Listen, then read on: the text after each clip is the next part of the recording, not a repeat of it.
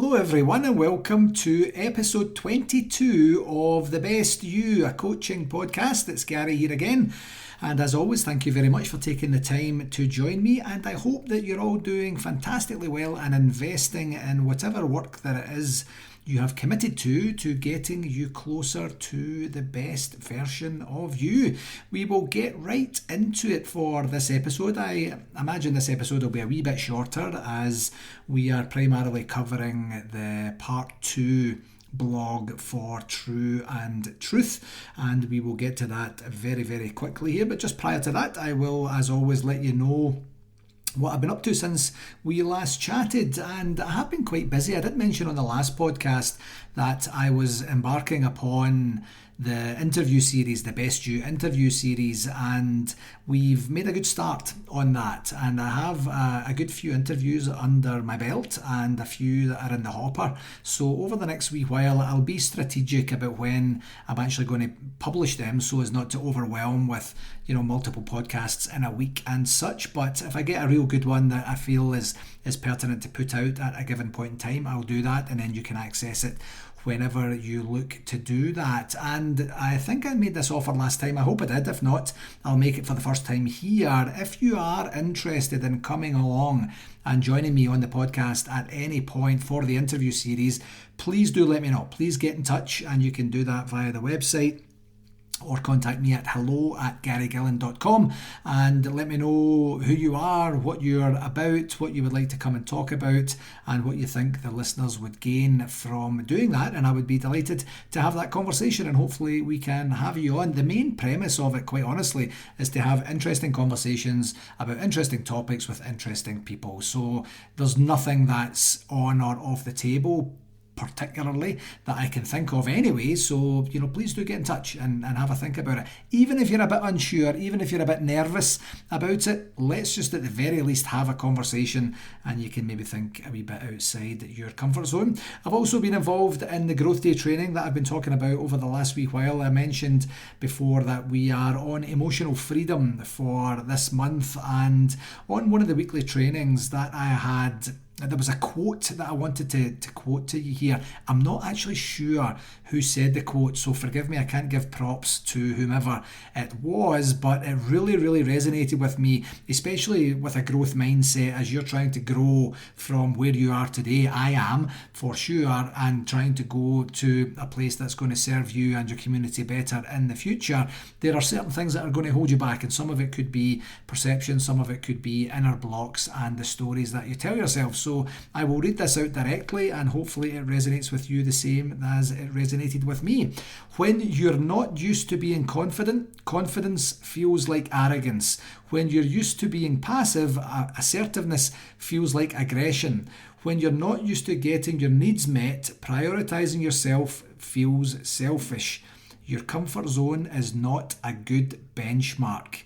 Isn't that good? Isn't that good? I thoroughly enjoy that, because sometimes you do feel different things when you are, especially in a growth, within a growth mindset and a growth journey. So hopefully that helps at some point. And there were 3 questions posed in this training that I did that gives you an opportunity to self-reflect on where you are, what you're doing. And the questions were: what constraints have other people put on me?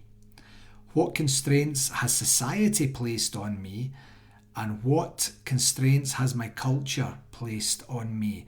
So other people, society, and culture.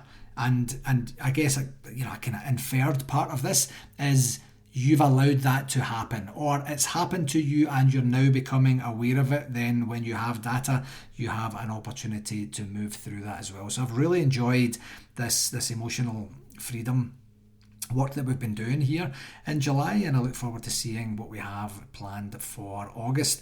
And Mastermind, very similar to what I've been doing before, and that's trying to figure out the technical platform. I'm getting there. It's just not as good as the other platforms that I use right now, so I have to be a bit patient. I am an early adopter. It is new technology. I have to be patient.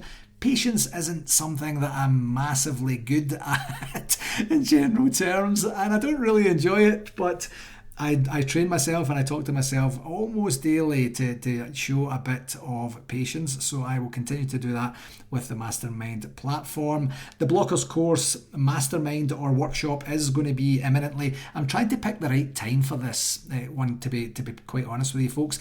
I'm very conscious that we're in the summertime right now and people are either just not here, literally not here because they're on holiday, or not here because it's kind of the summertime and it's just a different vibe on the summer. So I don't want to miss a sweet spot and get people involved in the benefits of this free offering to basically promote the course. So I think that's probably going to be mid to late August, probably late August-ish, and get people a chance to get themselves back in country, back in the zone, and see where it goes from there. And do you know what else I did recently?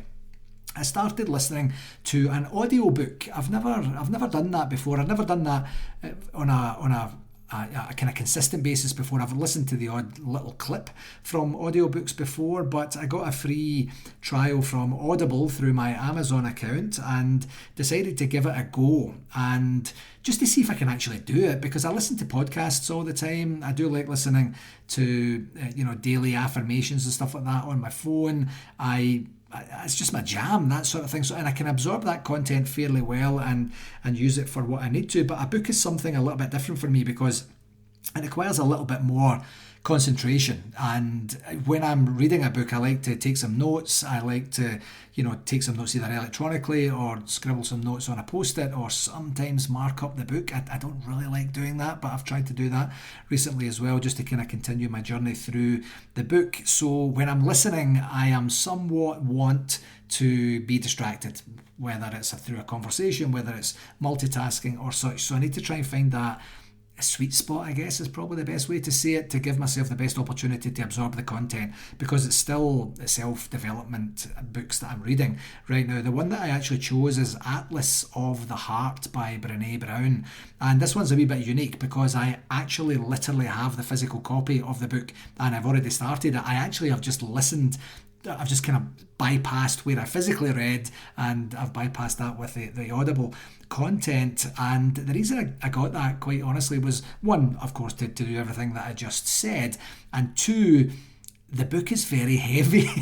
No joke, it is. It's really heavy. So when I usually read in bed. So when I'm in bed, it's just an effort, more of an effort than a lighter book would be. I mean, it's a gorgeous looking book and very well laid out and such, but it's just kind of heavier than the books that I typically read in bed. So I'm hoping to get through that. It's about 8 hours of content or so, and I'm probably about an hour and a half in, something like that. I'll let you know on the next podcast how that goes and see whether that's actually a thing that I can actually get value from as I go forward, and get a bit more volume on that as well. On the social media front, I'm just continuing to do the daily work that I'm doing on my Facebook page, on the LinkedIn page. If you haven't checked it out yet, please do go and check out Gary Gillen Coaching on Facebook, or just me, my name, Gary Gillen, on LinkedIn, and you'll get to see the Monday Mindset, the Tuesday Truth, the Wednesday Wisdom, the Thursday Thanks, or the Friday Findings, and then we can kind of build and grow that together and see where that takes us. I have been wrestling with Instagram recently, have no idea how to set it up. I set it up, it said my account, yeah, what was the wording? I can't even remember the wording, but basically I broke the protocol or their community guidelines or something. I just put a name in. I put in Gary Gillen Coaching, and then it's like, okay, no, actually that's not okay. This is not cool. Stop. You have to stop. So I'm paraphrasing as to what the error message was, but these things have to be easier, for old guys like me to be able to get them figured out. But if I can get it figured out, I'll attach that to my Facebook, and then we'll hopefully get some coverage over there as well. Okay, on to the actual content, which of course is reviewing the blog 23, which is True and Truth, Managing Personal and Objective Truths. And you'll remember in blog 22 and pod 21, we went through basically an overview of what personal and objective truths are, and some limitations that we place on ourselves in terms of assumptions and interpretations. And then we went through discerning what these truths are, finding out what truth you're actually living in, and then managing those truths at the same time. So, or I guess consequentially, or subsequently is the best word to use there, Gary, come on. And so this pod is dedicated to just working on what are the benefits or pitfalls if you do or don't manage your truths appropriately. And I did split it up, just it was going to be too long of a blog, and I felt just a wee bit icky about sending one out like that. So now the key here is, of course, to continue the conversation from last time, focusing on, as I said, what can go right or what can go wrong if you do or don't manage your appreciation for and embracing of your personal truth and how it relates to the objective truth. You'll remember from the previous blog or pod that personal truth is true for you. What's true for you? So what's true for Gary in this instance? And the objective truth is truth, capital T, truth for everyone. It's the absolute truth. It's based on facts and data, accompanying everything that has to do with that particular circumstance. Sometimes they'll align perfectly and there's really kind of nothing to manage. You just continue existing through it. And sometimes they won't align, and that will involve a wee bit more work for you. So the benefits of managing your personal and objective truths well. I did discuss previously that your ability to discern between each of them is absolutely key. And if you don't know where you're at and you don't know what truth you're navigating or managing in, then your chances of navigating or managing them properly is vastly reduced. And this is really, really important, folks. So if you're unaware or you can't quite remember where I'm coming from with that, please go back and review or listen. You review the blog or listen to the pod, to the discernment section in part 1, and then we can go from there. A quick recap: you're going to seek evidence, you're going to challenge perceptions and assumptions, you're going to manage your biases, you're going to reflect, you're going to seek diverse experiences and practice mindfulness at all times in life, not just for your truth, of course. So the benefits that once you know where you're at, that gives you the best opportunity to understand what's happened to this point and the best opportunity to understand what's going to come next, what the best next steps are for you. So that's very, very important as well. If you don't have that, you're going to struggle a little bit. So on to the benefits that can be expected if you manage your truths well. Improved decision making is the first one. Utilising balanced perspectives for your true and the objective truth is going to give you a more fulsome data set, allowing you to use that to make more robust decisions in the moment and in the future. The second one is effective conflict resolution. So if you're living in a reality that gives you the best information and you use that information for the best outcome, including, of course, clearly communicating throughout the process, you're going to experience less resistance, thus leading to managing and resolving of the conflicts a lot easier, through a less resistant path is probably a good way to say it. A saying that I say all the time, you've probably heard me before: people can put up with almost anything as long as they know. People can put up with almost anything as long as they know. If you keep that in mind, that will serve you well going forward. The third one is personal growth. And as I have mentioned before, it's very important, or a very important solid first start is simply acknowledging that your truth might only be a part of the entire story. Now, I know that it sounds so casual when I say that and so simplistic, but I know that for many people this is very, very difficult to do, especially in the moment, especially as circumstances take hold of you. This isn't intended to in any way reduce your certainty on life, or to be constantly questioning yourself to a state of ongoing paranoia or freezing or anything like that. It's just building in the fact that there are typically more things at play than just you and just your circumstances and just your life. If you have that locked in, you're already growing. Trust me on that. The next one is enhanced relationships. I mean, who doesn't want their relationships to be strong, to be healthy, to be progressive? If you're listening to this, and I think I made mention of this in the blog, one of the blogs anyway, for sure, you're already, interested in growing. You're already interested in, growth for yourself, which is going to, enhance the relationships that you have right now, introduce new relationships, maybe get rid of old relationships. So I understand that this is a core part of mostly why people would be listening, to be able to be a better version of themselves going forward. And this is where ongoing consistency and communication again are going to help to obtain all of the key foundations that you would desire and require for stronger relationships.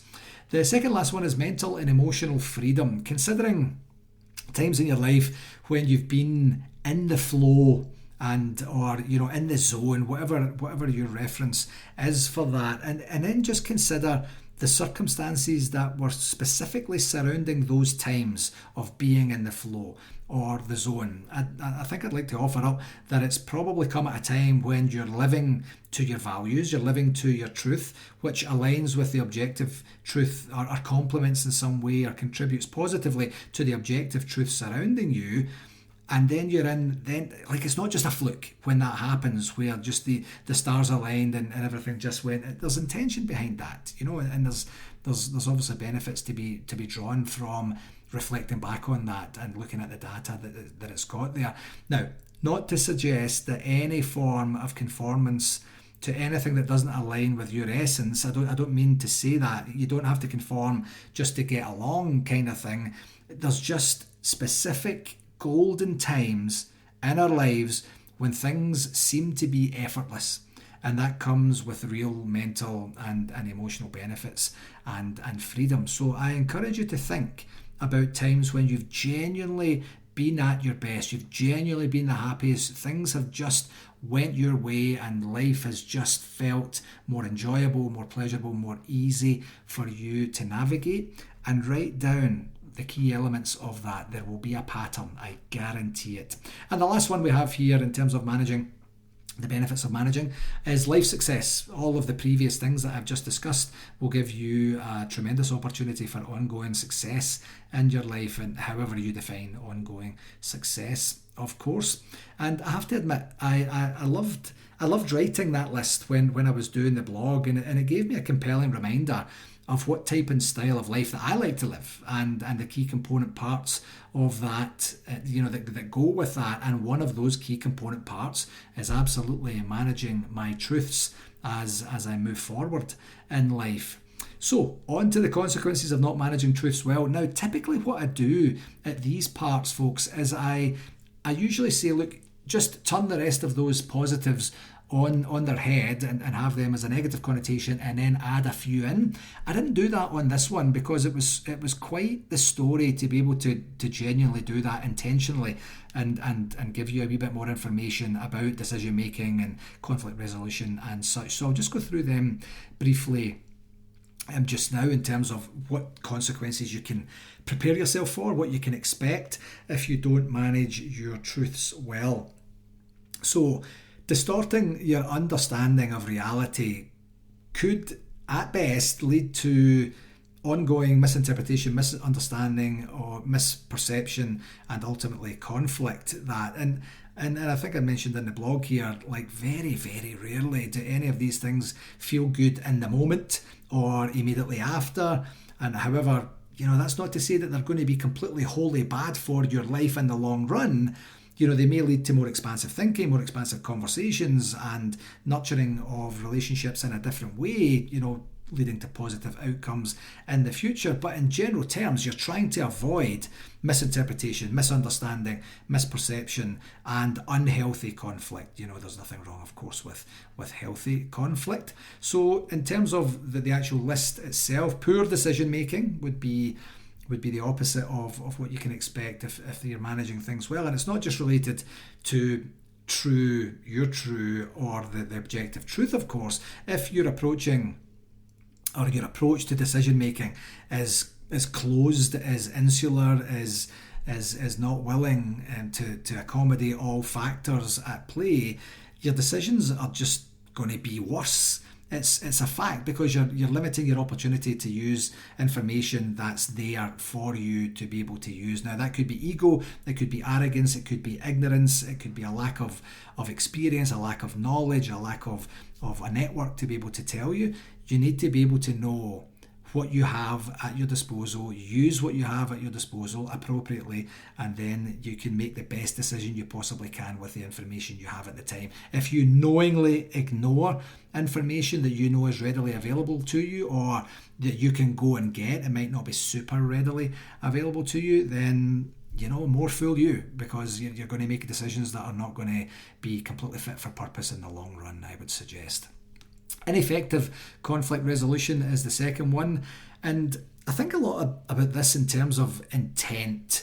If you decide it's your way or the highway, it's my way or the highway, or you close yourself to reality, you're just basically going to have a tougher time with pretty much everything in your life, quite honestly. And then you're going to have unhealthy conflict because you're coming at it from a completely different angle. Make the assumption the other person is coming at it from a good angle, and they are trying to engage in healthy debate and conflict resolution techniques with you. You're never going to get there because you're not on the same wavelength. You're not actually having the same conversation. It's really a lead-in from the poor decision making. Then limited personal growth. In the blog, I did offer up an opportunity to chat with me directly if you have little interest in personal growth, since all of these pods and blogs and social media content that I create literally on a daily basis are dedicated to both yours and my personal growth. And I literally mean it. If this is not jiving with you, if it's not resonating with you, and you're not really overly fussed whether you grow as a human being, please get in touch with me and we'll have a conversation completely free of charge to talk about why that is, because this is the whole reason I'm doing what I do. Damaged relationships is the next one. Not all relationships, to be very, very clear, are meant to last. But you can naturally and gracefully exit a relationship without damaging it in a way. There can be a level of awkwardness to it, and maybe lamenting and any other kind of regret type emotions, but you don't have to go out in a blaze of glory and smash up the place as you're leaving. And that's what will happen if you don't manage your true and truths well, or that's very likely to happen if you don't manage your true and truths well.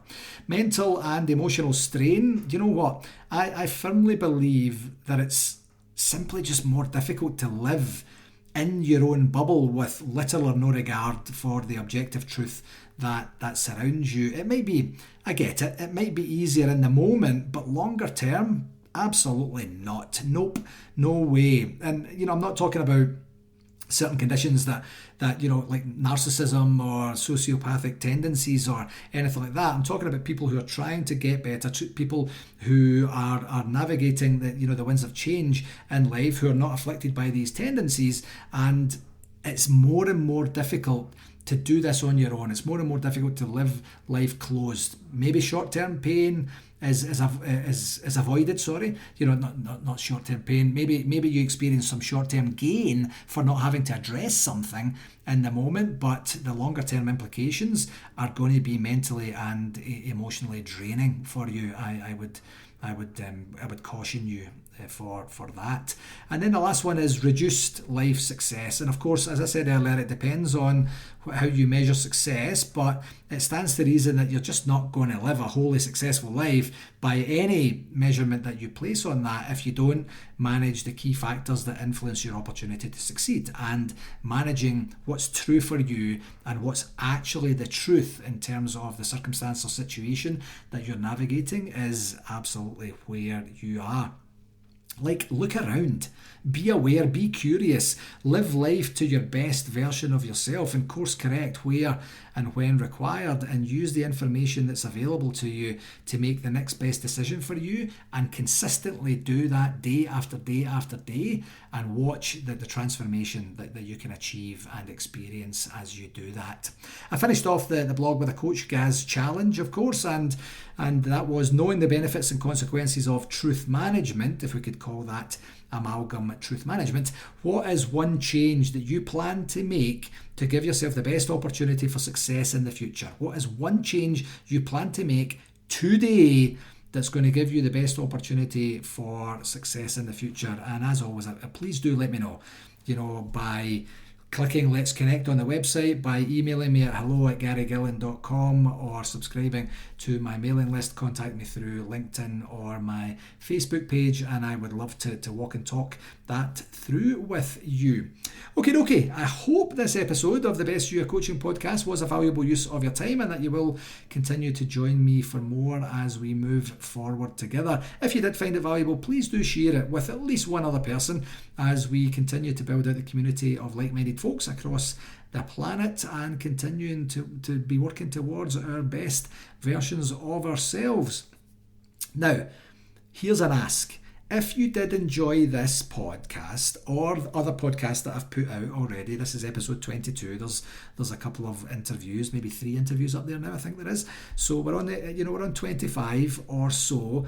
Can you, if you listen to the podcast on a podcast app on your smart device, can you pop onto the podcast app and leave a rating and a comment there? I've kind of been remiss. I've been completely remiss to ask for that in the past. And the more I listen to podcasts, the more there is that plug at the end. So I'm hoping you've listened to the end and you haven't switched off prior to this part. But if you could go and leave a rating and a comment, we basically call it social proof, and it's an opportunity for the podcast to get a wee bit more credibility, I guess, in podcast land, as it were. I only know Apple. I'm an Apple guy. So if you go onto your library and select this, assuming that you've saved the Best You, a Coaching Podcast, to your library, you scroll down about halfway through the kind of first half dozen episodes or so. Maybe it's about 2/3 of the way down, I think. And then you'll see a series of stars and a place to leave comments.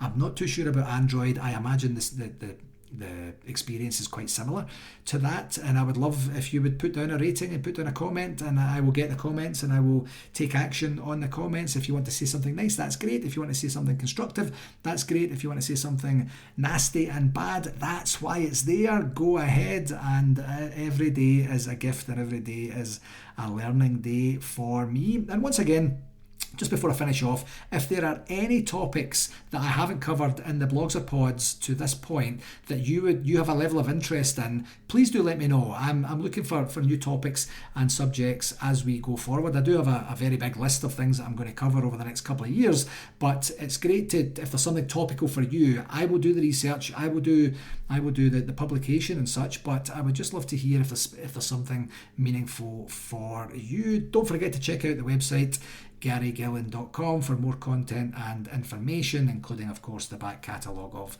blogs and pods. And until next time, my friends, please do take care of yourself, and all the very, very best to you in your journey. And I'll talk to you again soon. Okay, take care. Cheers for now. Bye.